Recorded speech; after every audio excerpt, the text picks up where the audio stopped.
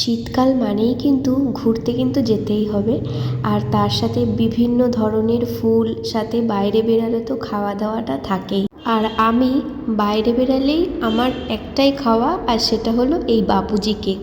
তো আমরা সেদিন সাডেনলি প্ল্যান করে বেরিয়ে গেছিলাম, ইকো পার্কে আমরা চলে গেছিলাম। তোমরা গেটটা দেখে সবাই বুঝতে পেরেছো।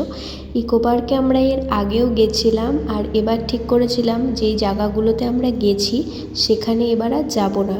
আর এবার যেখানে যেখানে আমরা ঢুকেছিলাম সেখানে কিন্তু ফোন অ্যালাউড ছিল না। যেমন এই বাটারফ্লাই গার্ডেনটায় ফোন একদমই অ্যালাউড ছিল না। আর এখানে সবাই সবার ভালোবাসার নিদর্শন রেখে গেছে, দেখতেই পেলে। আর এখানে এই ফোয়ারাটার কাছে আমরা অনেকক্ষণ কাটিয়েছিলাম, কারণ এখানের অ্যাম্বিয়েন্সটা আমাদের খুব ভালো লাগছিল।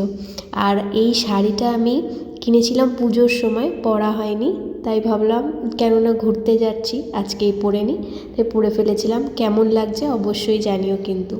তারপর সন্ধ্যা হতে না হতে আমরা চলে গেছিলাম লেকের ধারে। তারপর আমরা সন্ধ্যা পর্যন্ত একটু বসেছিলাম, কারণ লাইট জ্বালানোর পর অ্যাম্বিয়েন্সটা একটু দেখার জন্য।